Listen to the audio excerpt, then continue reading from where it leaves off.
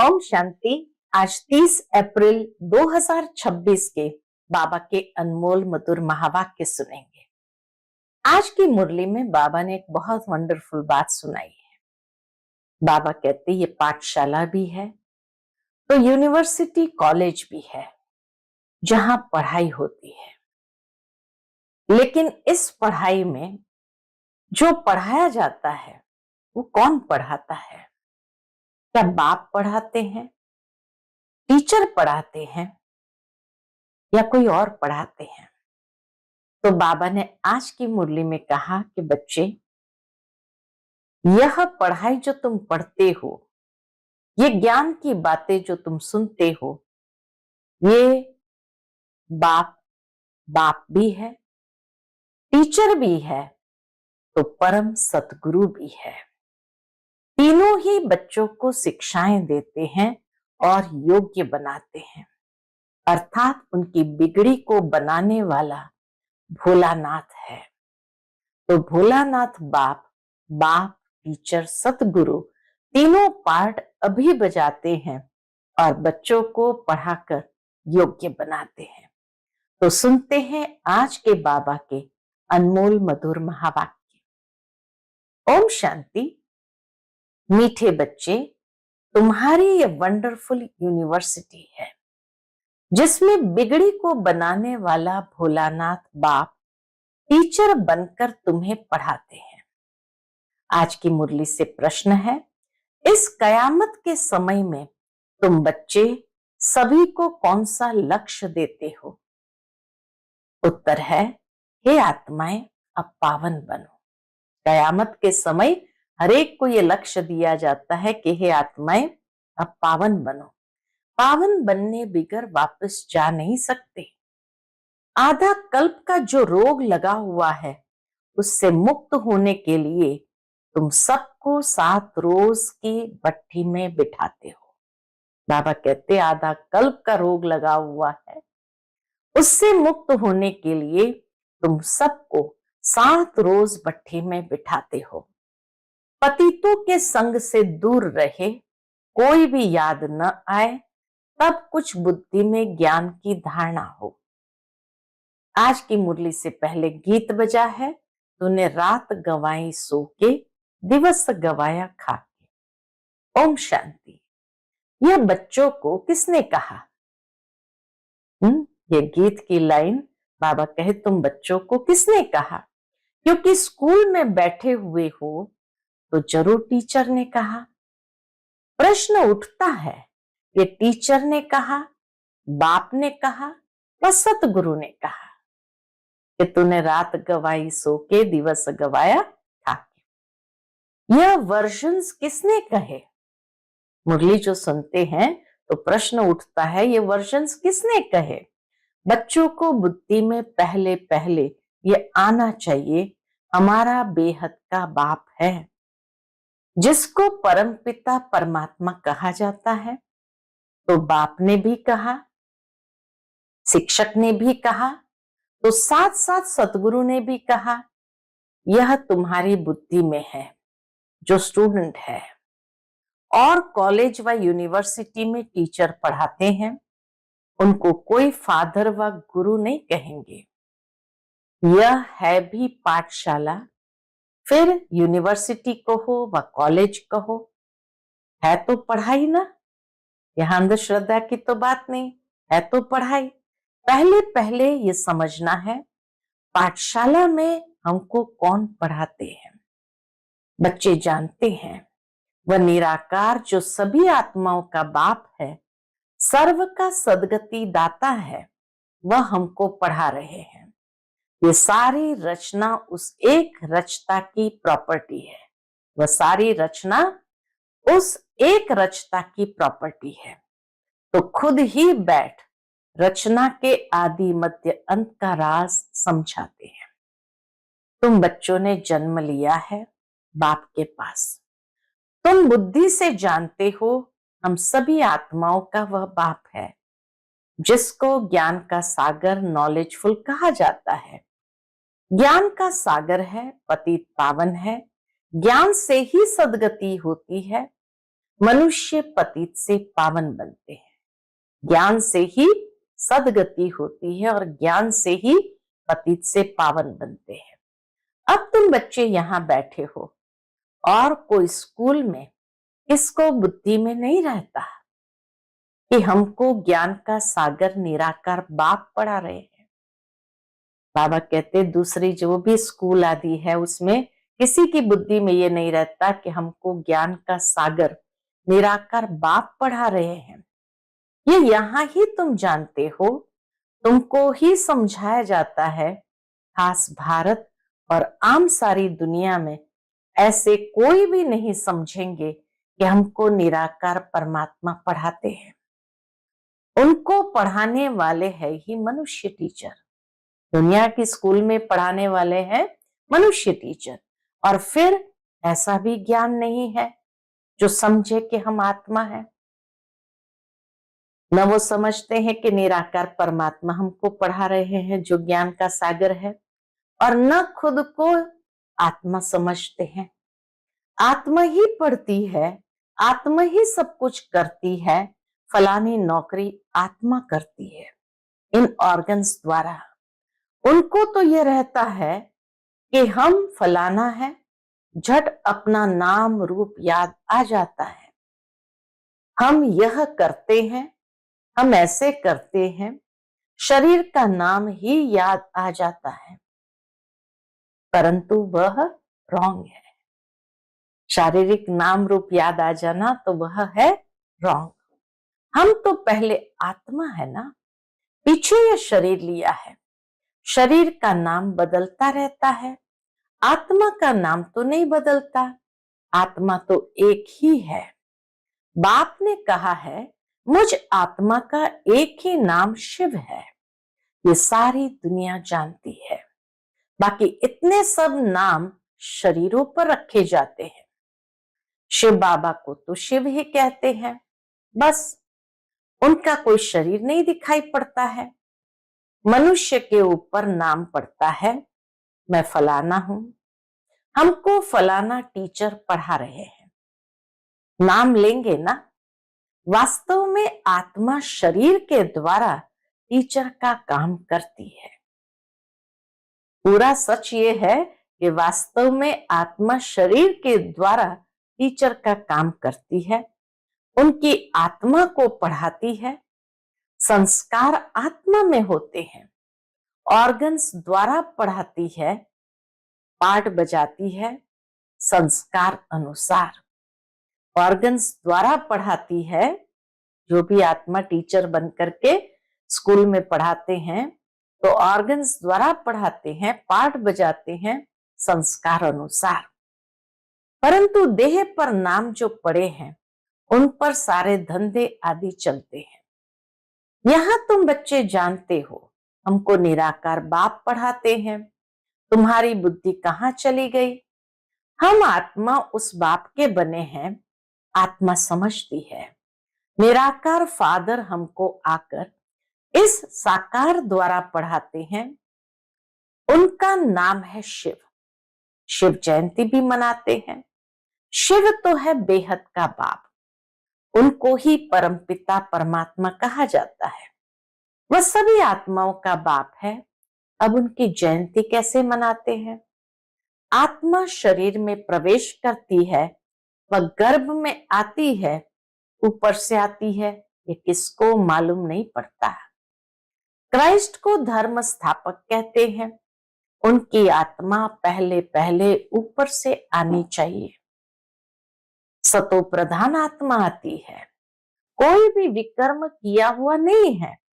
जो आत्मा परमधाम से नीचे सतो प्रधान अवस्था में आती है धर्म स्थापन करने, उन्होंने पहले कोई भी विकर्म किया हुआ नहीं है। पहले सतो प्रधान, फिर सतो रजो तमो में आते हैं, तब विकर्म होते हैं। पहले आत्मा जो आएगी सतो प्रधान होने कारण कोई दुख नहीं भोग सकती। आधा टाइम जब पूरा होता है तब विकर्म करने लगती है। आज से 5000 वर्ष पहले बरोबर सूर्यवंशी राज्य था और सब धर्म बाद में आए हैं। भारतवासी विश्व के मालिक थे। भारत को अविनाशी खंड कहा जाता है और कोई खंड नहीं था। तो शिव बाबा है बिगड़ी को बनाने वाला। भोलानाथ शिव को कहा जाता है। महिमा सिर्फ एक शिव की है जो बिगड़ी को बनाते हैं। कहते हैं कैसे बनाते हैं बिगड़ी को? तो कहते हैं शिव बाबा, मैं साधारण बूढ़े तन में आता हूं, इसने 84 जन्म पूरे किए, अब खेल पूरा हुआ। ये पुराना चोला, पुराने संबंध भी खलास हो जाने वाले हैं। ये पुराना चोला, पुराने संबंध भी खलास हो जाने वाले हैं। अब किसको याद करे? खत्म होने वाली चीज को याद नहीं किया जाता है। नया मकान बनता है तो फिर पुराने से दिल हट जाती है। यह फिर है बेहद की बात।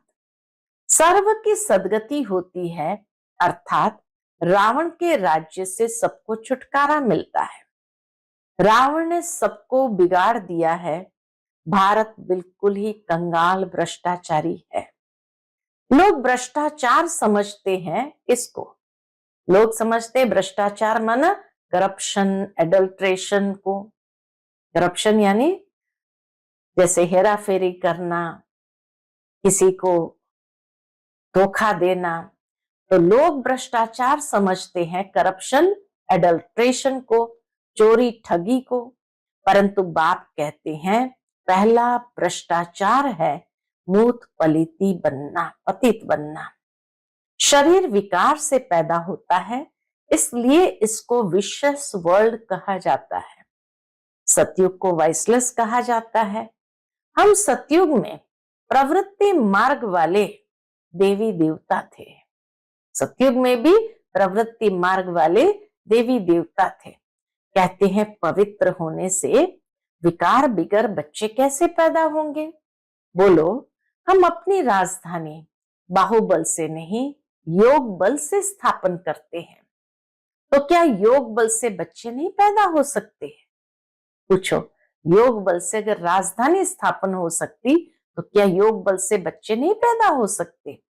जबकि है ही वाइसलेस वर्ल्ड, पवित्र गृहस्थ आश्रम, यथा राजा रानी, संपूर्ण निर्विकारी तथा प्रजा। यहां है संपूर्ण विकारी। सतयुग में विकार होते नहीं, उसको कहा जाता है ईश्वरीय राज्य। ईश्वर बाप का स्थापन किया हुआ। अभी तो है रावण राज्य। शिव बाबा की पूजा होती है जिसने स्वर्ग स्थापन किया।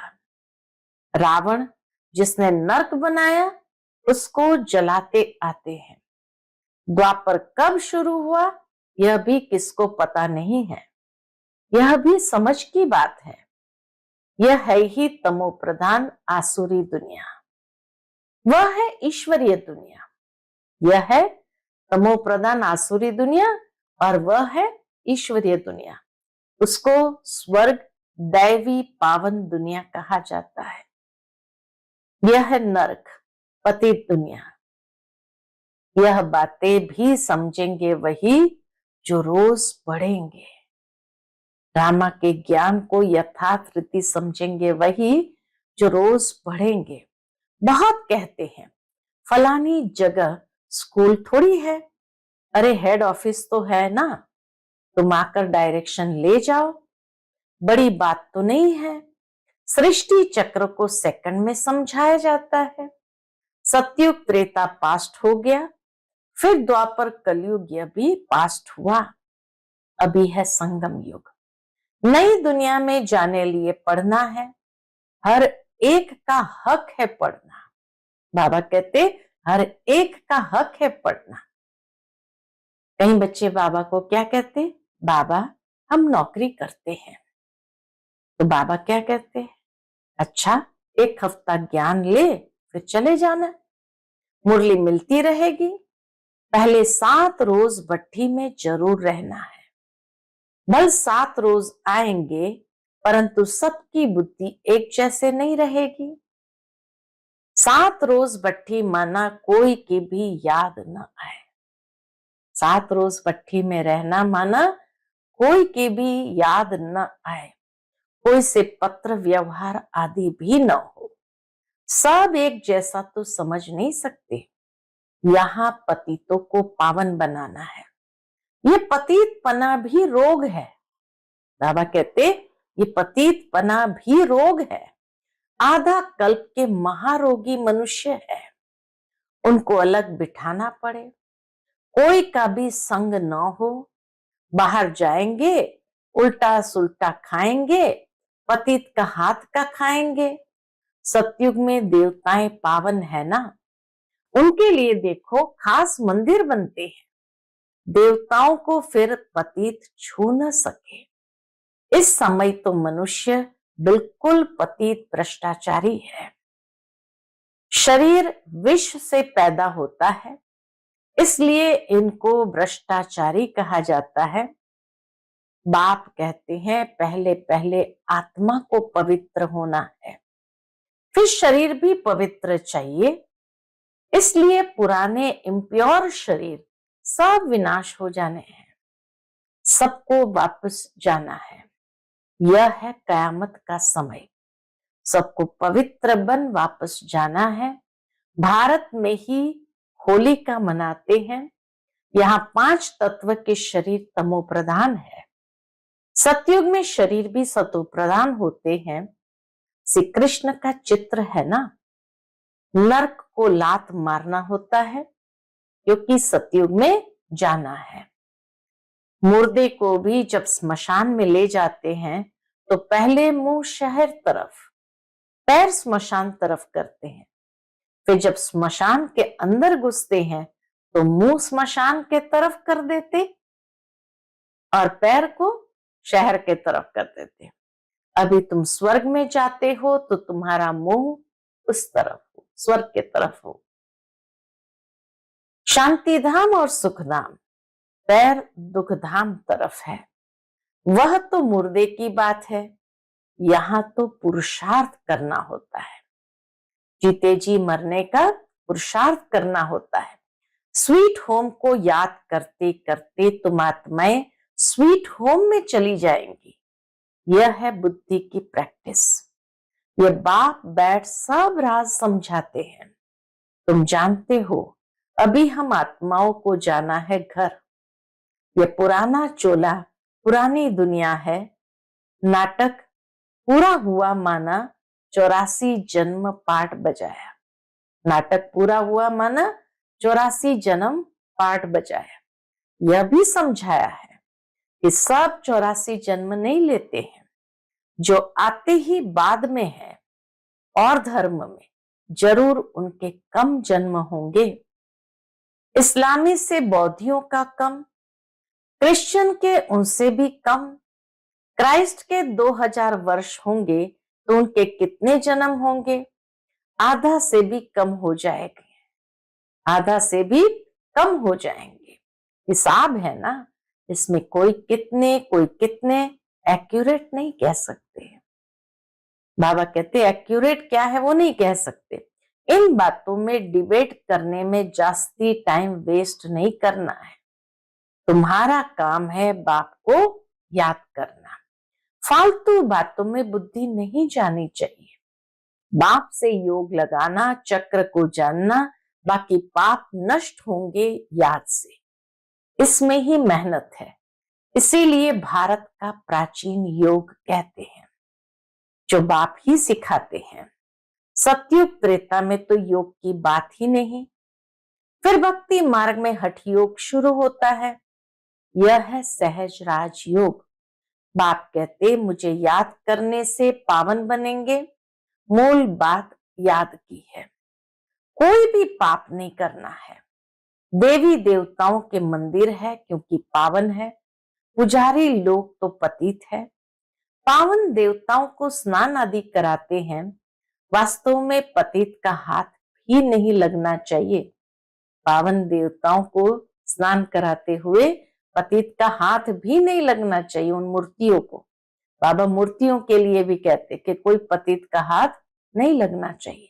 ये सब है भक्ति मार्ग की रस्म रिवाज। अभी तो हम पावन बन रहे हैं, पवित्र बन जाएंगे तो फिर देवता बन जाएंगे। वहां तो पूजा आदि की दरकार नहीं रहती है। सर्व का सदगति दाता है ही एक बाप, उनको ही भोलानाथ कहते हैं। मैं आता हूं पतित दुनिया, पतित शरीर में, पुराने रावण राज्य में। हाँ, कोई के भी तन में प्रवेश कर मुरली चला सकते हैं। बाबा कोई के भी तन में प्रवेश कर मुरली चला सकते हैं। इसका मतलब ये नहीं कि सर्वव्यापी है, हर एक में तो अपनी अपनी आत्मा है। फॉर्म में भी लिखवाया जाता है तुम्हारी आत्मा का बाप कौन है, परंतु समझते नहीं है। आत्माओं का बाप तो एक ही होगा। हम सब ब्रदर्स हैं, फादर एक है। उनसे वर्षा मिलता है जीवन मुक्ति का, वही लिबरेटर गाइड है। सभी आत्माओं को ले जाएंगे स्वीट होम। इसीलिए पुरानी दुनिया का विनाश होता है। होलिका होती है ना, शरीर सब खत्म हो जाएंगे, बाकी आत्माएं सब वापस चली जाएंगी। सतयुग में तो फिर बहुत थोड़े होंगे।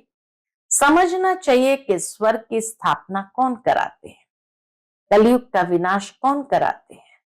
सो तो क्लियर लिखा हुआ है।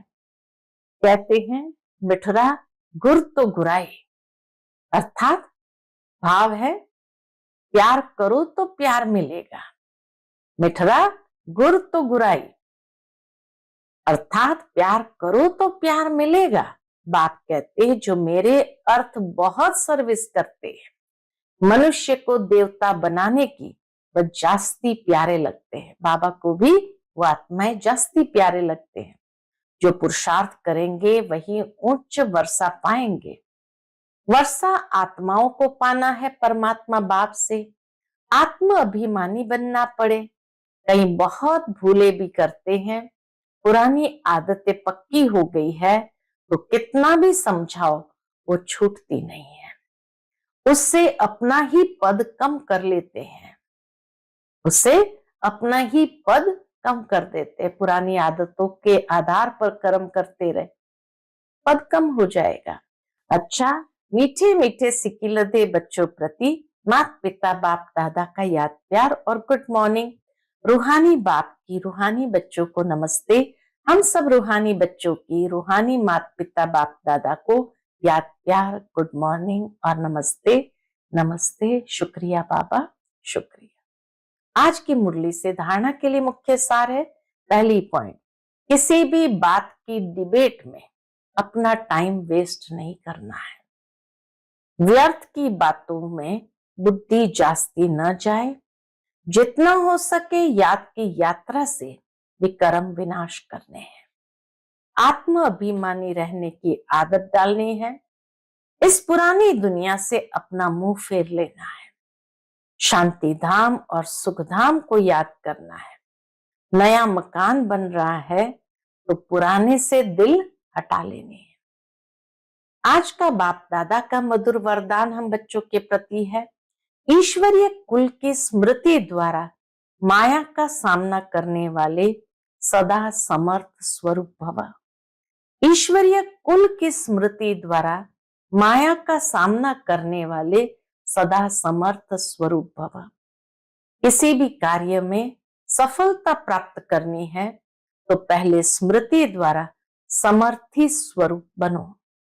समर्थी आने से माया का सामना करना सहज हो जाएगा।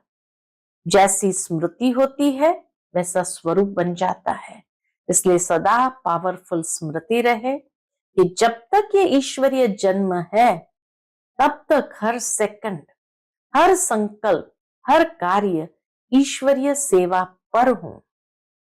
हमारा ये ईश्वरीय कुल है। यह स्मृति की सीट सर्व कमजोरियों को समाप्त कर देंगी। आज का स्लोगन है सत्य समय प्रमाण स्वयं सिद्ध होता है, उसे सिद्ध करने की आवश्यकता नहीं। सत्य समय प्रमाण स्वयं सिद्ध होता है, उसे सिद्ध करने की आवश्यकता नहीं। आज का व्यक्त इशारा है महान बनने के लिए मधुरता और नम्रता का गुण धारण करो। उसके अंतर्गत बाबा कहते, मेजॉरिटी के सामने सर्विस में बाधा डालने वाला मुख्य विघ्न आता है, मैंने यह कहा, मैं ही यह कर सकता हूं। यह मैंपन आना, इसको ही कहा जाता है ज्ञान का अभिमान, बुद्धि का अभिमान, सर्विस का अभिमान। इन रूपों में ही विघ्न आते हैं। इस प्रकार के विघ्नों को समाप्त करने के लिए सदा एक शब्द याद रखना है, मैं निमित्त हूं। निमित्त बनने से ही निराकारी, निरहंकारी और नम्रचित निरसंकल्प अवस्था में रह सकते हैं। यही धारणाएं वायुमंडल को निर्विघ्न बना देती है। यही धारणाएं वायुमंडल को निर्विघ्न बना देती है। अच्छा, ओम शांति।